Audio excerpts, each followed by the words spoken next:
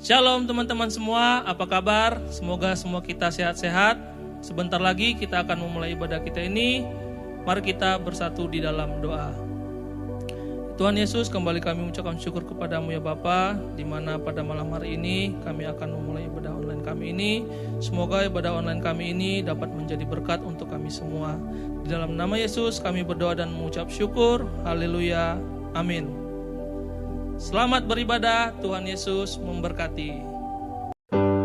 Shalom teman-teman yang dikasihi Tuhan. Shalom. Pada malam hari ini kita persiapkan hati kita untuk menyembah Tuhan kita yang terbesar dan termulia. Amin. Amin. Yuk sama-sama katakan, Kau terbesar dan termulia. Kau terbesar dan mulia, ajaib semua perbuatanmu. Kau terbesar dan mulia, biarlah semua memujimu.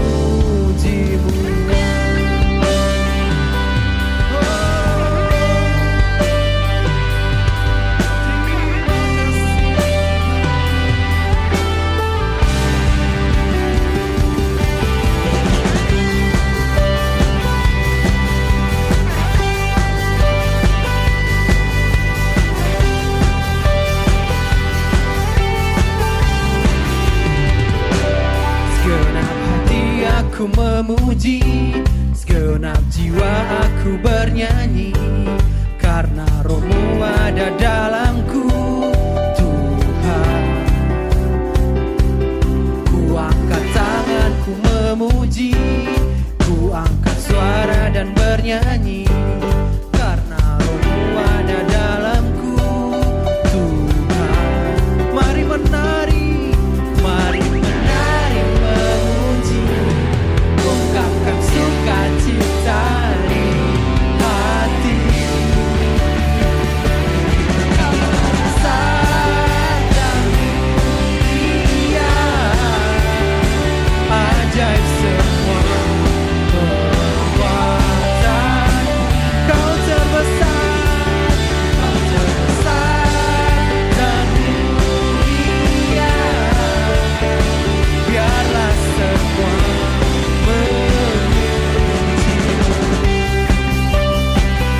semua memuji-Mu Tuhan. Haleluya. Segenap hati aku memuji, segenap jiwa aku bernyanyi, karena Roh-Mu ada dalamku, Tuhan.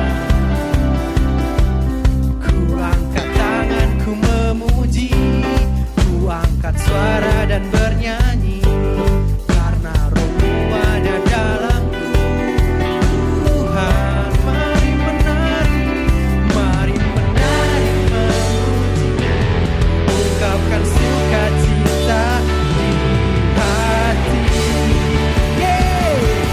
Kau terbesar dan mulia, ajaib semua perbuatanmu. Kau terbesar dan mulia, biarlah semua memujimu.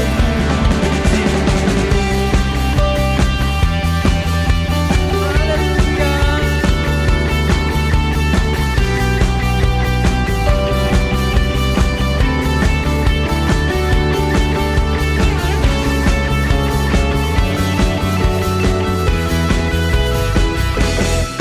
Terbesar dan mulia, ajaib semua perbuatanmu. Kau terbesar dan mulia, biarlah semua memujimu. Kau terbesar dan mulia, ajaib semua perbuatan.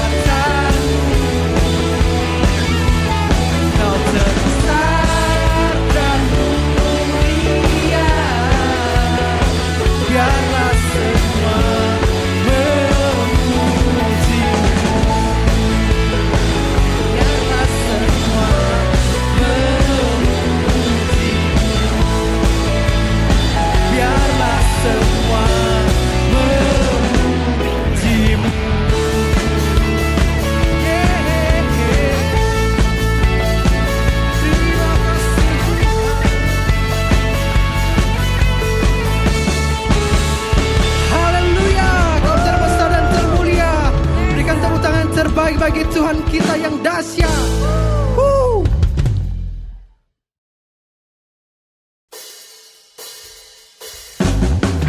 Kami bersyukur Tuhan kepadamu, kasih dan anugerah-Mu dalam hidup kami Tuhan.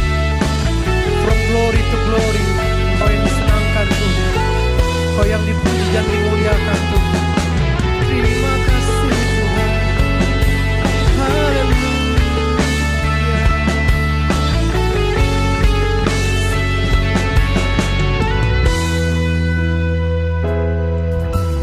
Glory to God in the highest,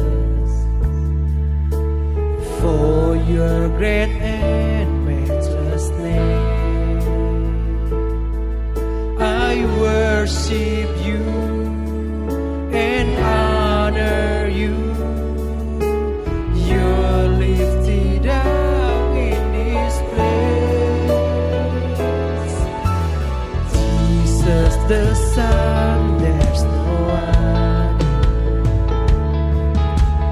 Heavenly King, Lamb of God. For you alone, the Holy One, you're lifted up in this place. Oh God, I worship you. Oh God, I worship you. Be glorified and magnified. Oh God, I worship you.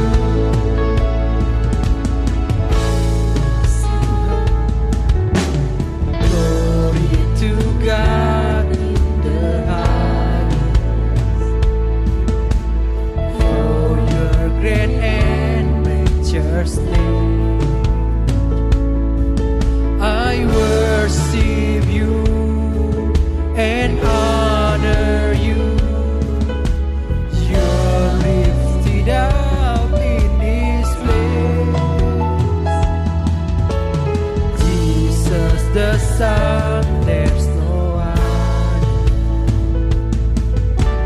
Heavenly King, Lamb of God. For you alone, the Holy One, you're lifted up in this place. Oh God, I worship you. Oh God, I worship you. Be glorified and magnified. Oh God, I worship you. Oh God, I worship you. Oh God, I worship you. Be glorified and magnified. Oh God, I worship you. Mari kita lebih lagi katakan bagi Tuhan kita. Oh God, I worship you. Oh God, I worship you. Be glorified and magnified. Oh God, I worship you. Oh God, I worship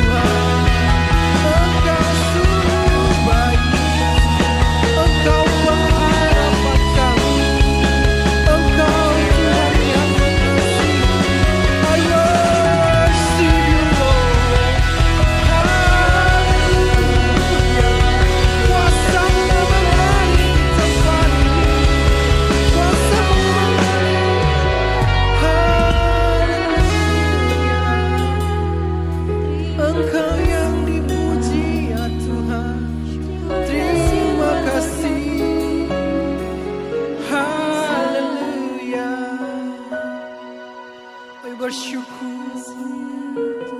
Terima kasih untuk setiap kebaikan-Mu. Haleluya. Haleluya. Terima kasih.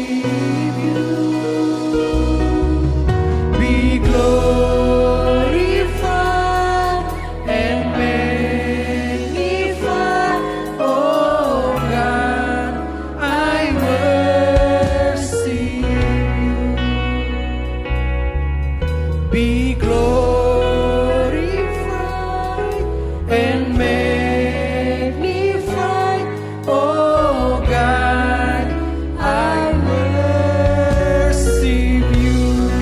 Berikan tepuk tangan yang terbaik bagi Tuhan kita. We worship you, Lord.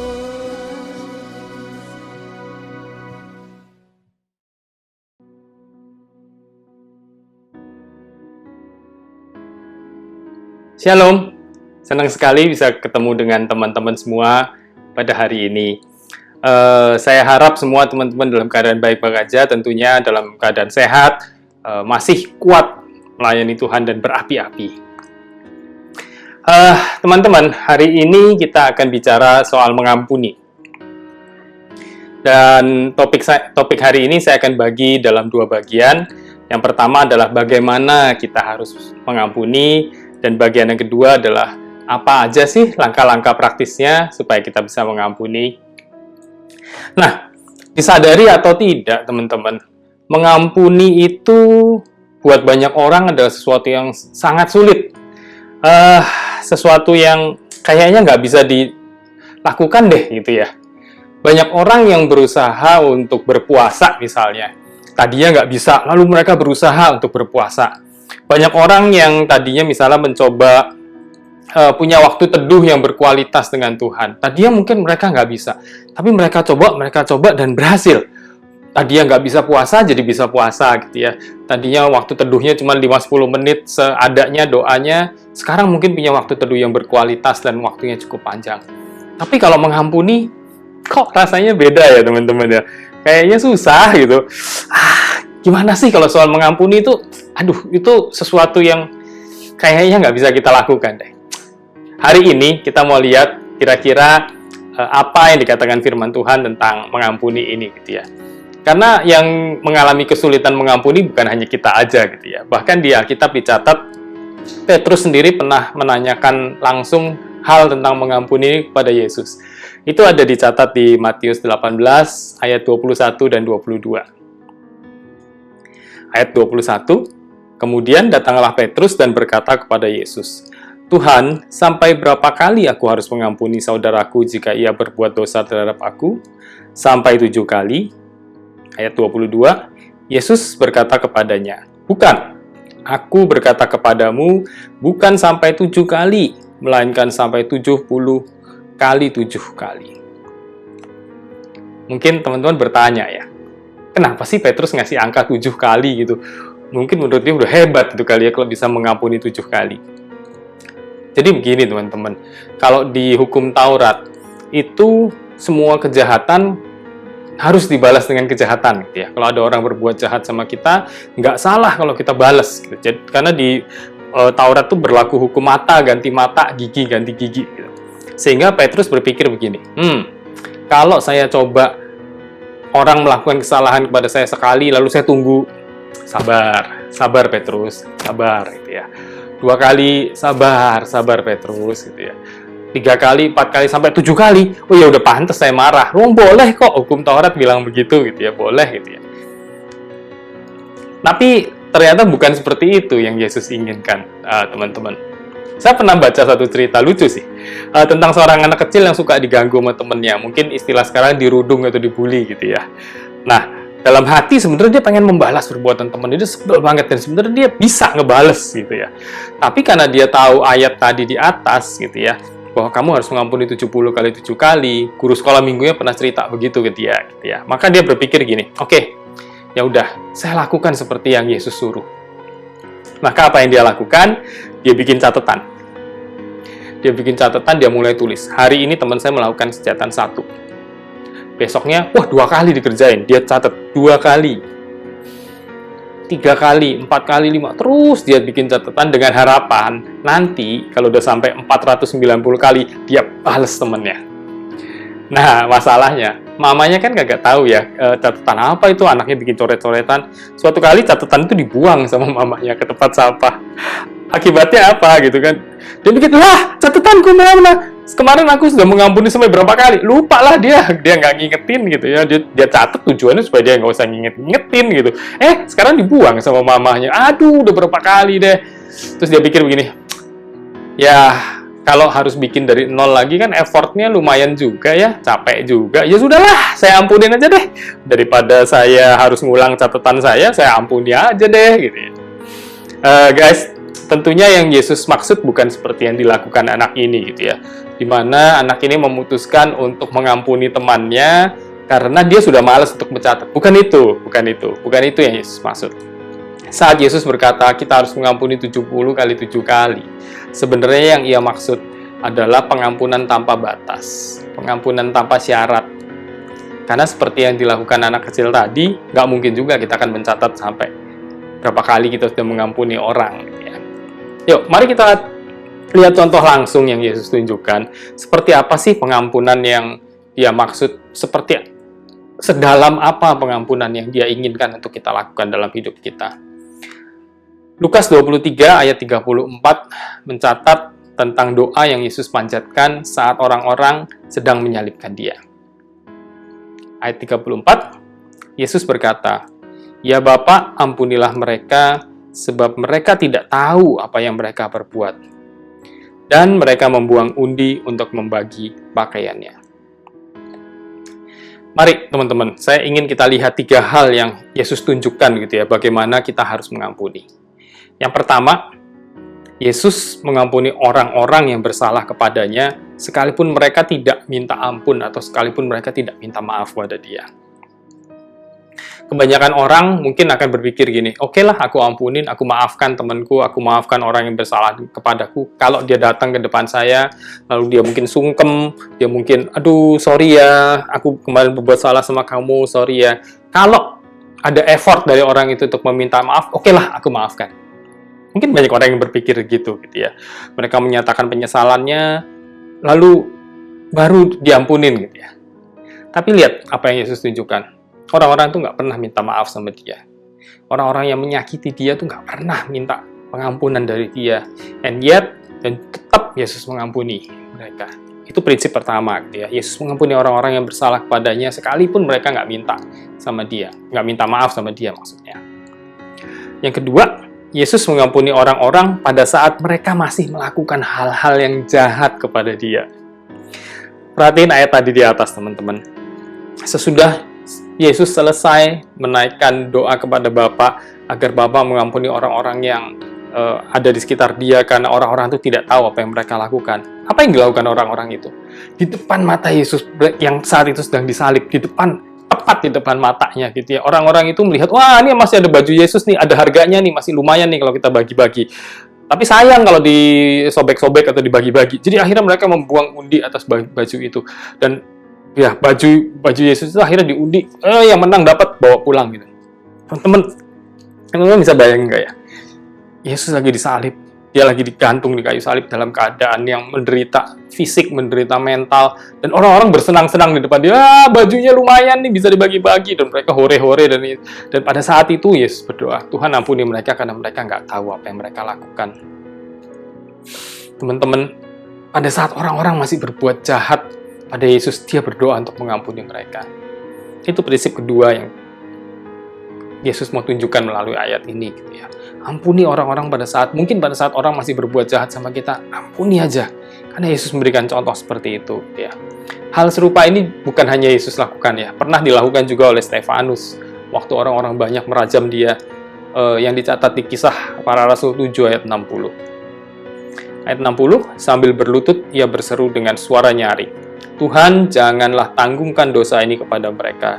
Dan dengan perkataan itu, meninggallah ia. Saya rasa nggak ada doa dari seseorang yang mau meninggal seperti itu yang lebih powerful dari ini.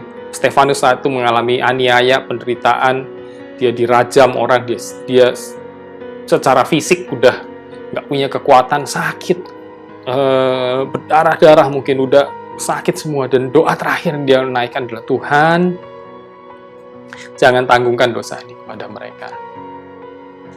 Ini prinsip keduanya, saudara-saudara. Tetap ampuni orang, meskipun mereka saat itu juga mungkin masih melakukan kejahatan pada kita.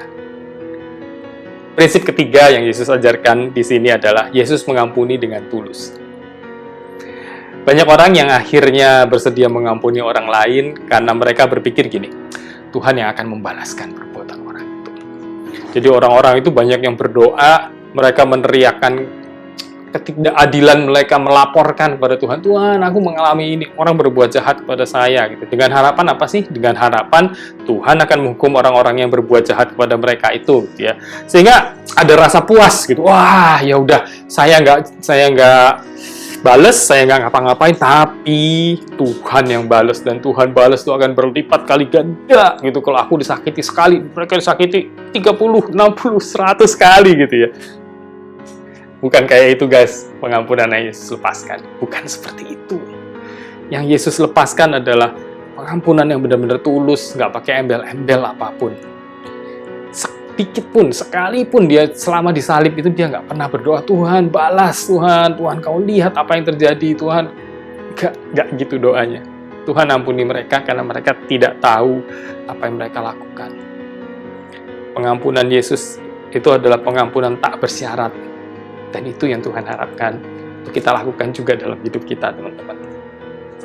Nah, sekarang setelah kita tahu bagaimana model atau jenis pengampunan yang Tuhan inginkan untuk kita lakukan, pertanyaan selanjutnya kan begini ya. Kira-kira apa sih langkah praktisnya supaya kita bisa mengampuni?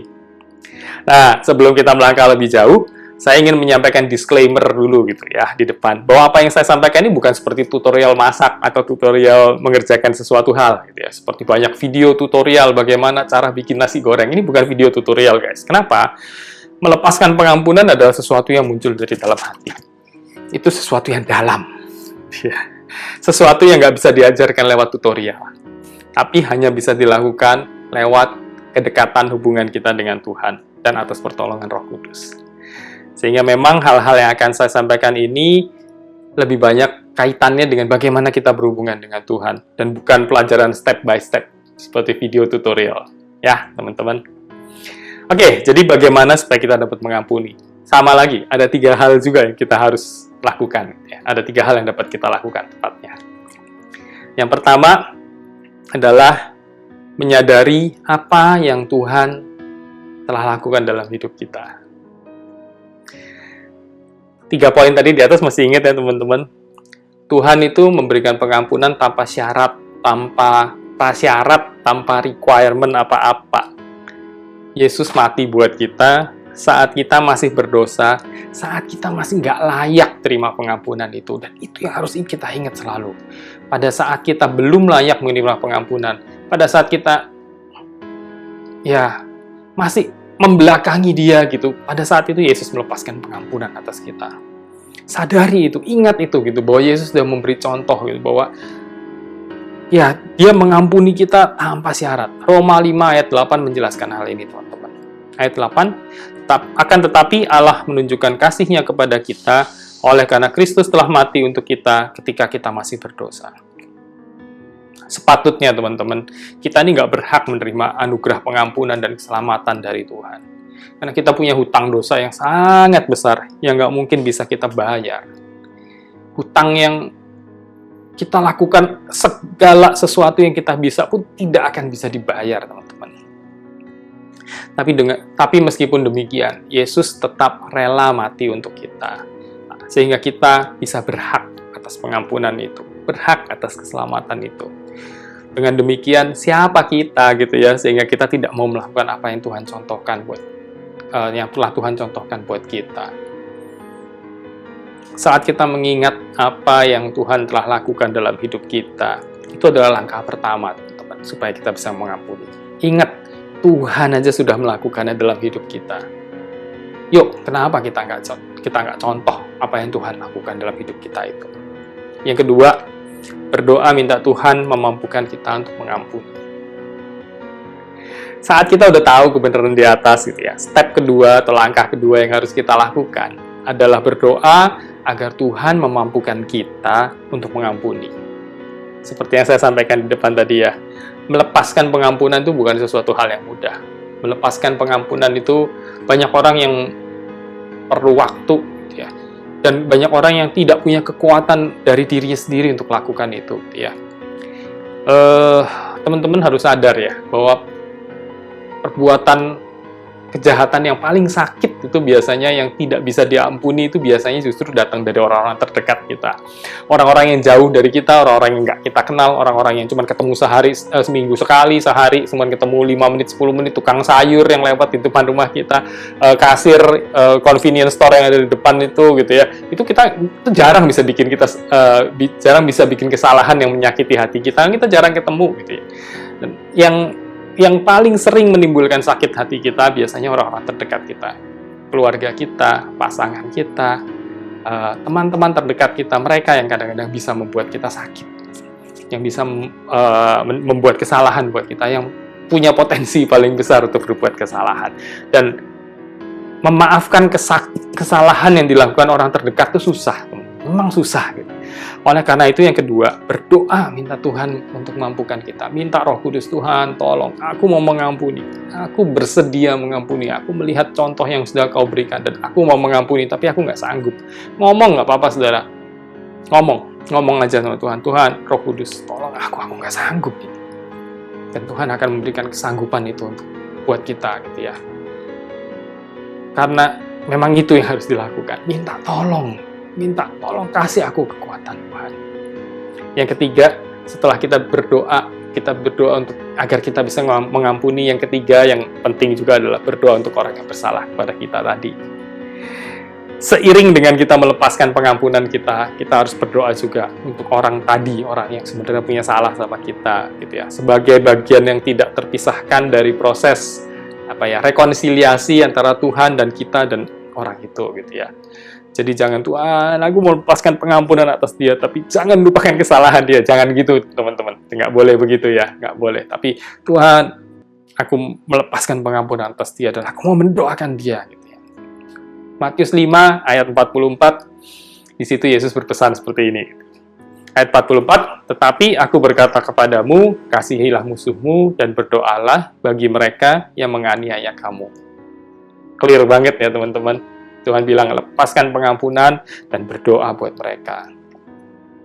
Perwujudan kasih terbesar adalah kalau kita bisa mendoakan orang-orang di sekitar kita, atau khususnya orang-orang yang berbuat salah kepada kita, agar mereka menerima keselamatan dan anugerah kemurahan Tuhan yang kita juga udah terima sebelumnya, teman-teman. Sehingga mereka juga dijauhkan dari penghukuman kekal, mereka juga dijauhkan dari hal-hal yang nggak baik. Itu important, teman-teman. Jadi bukan buat kita doang, tapi buat orang lain juga. Lepaskan pengampunan, doakan mereka. Teman-teman, sebagai penutup, ada sebuah quotes yang menarik dari C.S. Lewis yang saya akan bacakan buat saudara. To be a Christian means to forgive the inexcusable, because God has forgiven the inexcusable in you. Apa maksudnya ya? Mungkin bahasa Indonesia gampangnya begini. Menjadi seorang Kristen itu berarti kita harus bisa dan mau mengampuni orang-orang yang tidak layak diampuni. Karena Tuhan telah mengampuni hal-hal yang tidak layak diampuni dalam hidup kita. Menjadi orang Kristen adalah mengampuni orang-orang yang tidak layak diampuni. Kenapa? Karena Tuhan sudah mengampuni hal-hal yang tidak layak diampuni dalam hidup kita. Lepaskan pengampunan dalam hidupmu, teman-teman. Dan lihat perkara-perkara besar dan indah akan Tuhan lakukan dalam hidupmu. Amin. Tuhan Yesus memberkati. Salam sehati. Shalom, selamat malam minggu teman-teman Youth, Bethel Youth Kedoya. Apa kabar hari ini? Saya percaya dari ibadah pujian dan penyembahan kita, dari kebenaran firman Tuhan disampaikan, memberkati dan menguatkan kita. Sebentar sebelum kita akhiri ibadah kita bersatu hati, tundukkan kepala, kita bersatu dalam doa. Kami mengucap syukur Tuhan buat semua kebaikan, anugerah dan kasih Tuhan dalam kehidupan kami. Terima kasih buat kesempatan kembali kami bisa beribadah, semua karena anugerah Tuhan. Hamba berdoa bagi setiap kami yang mendengar firman-Mu, setiap kami yang melakukan firman-Mu, diberkati dan ditolong oleh Tuhan dalam menjalani hari-hari kami, khususnya di masa muda kami Tuhan. Kami mau terus belajar, bertumbuh semakin serupa dan segambar dengan Tuhan. Berdoa juga Tuhan buat setiap hamba-hamba-Mu yang mengambil bagian dalam pelayanan hari ini. Tuhan memberkati, Tuhan mengurapi di dalam nama Tuhan Yesus. Berdoa juga Tuhan secara khusus buat rekan-rekan kami yang menghadapi tantangan hari-hari ini, baik yang sakit Tuhan sembuhkan, yang berbeban berat Tuhan angkat beban berat kami, yang keadaan putus pengharapan Tuhan berikan pengharapan yang baru dalam Tuhan, karena kami tahu Tuhan sumber kekuatan dan jawaban dalam kehidupan kami. Berdoa juga Tuhan buat setiap orang tua kami, keluarga kami dimanapun berada, penyertaan Tuhan sempurna bagi mereka. Secara khusus juga berdoa Tuhan untuk pemimpin gereja kami, tim penggembalaan kami. Tuhan, kami berdoa sungguh agar para tim gembala kami diberikan kekuatan, hikmat, kesabaran yang datangnya daripada Tuhan. Berdoa juga Tuhan untuk bangsa dan negara kami, Bapak Presiden Jokowi, Tuhan mengurapi, Tuhan memampukan dalam memimpin bangsa kami menghadapi setiap pandemi ini. Dan kami percaya dan berdoa, kekuatan dari Tuhan yang menolong dan memampukan hamba-Mu. Dan sebentar kami sebelum mengakhiri ibadah kami mengangkat kedua tangan kami dan menerima berkat daripada Tuhan. Mari angkat kedua tangan kita dan terimalah berkat daripada Tuhan. Pulanglah dengan damai sejahtera daripada Allah Bapa, kasih sayang daripada Yesus Kristus, dan penyertaan daripada Roh Kudus menyertai kita mulai malam hari ini sampai kedatangan kali kedua. Pulang, lakukan kebenaran firman Tuhan, agar dari kehidupan kita, di tengah-tengah keluarga, komunitas, pekerjaan, studi kita, nama Tuhan ditinggikan dan dimuliakan. Di dalam nama Tuhan Yesus kami berdoa dan mengucap syukur. Haleluya. Amin. Selamat malam minggu, Tuhan Yesus memberkati.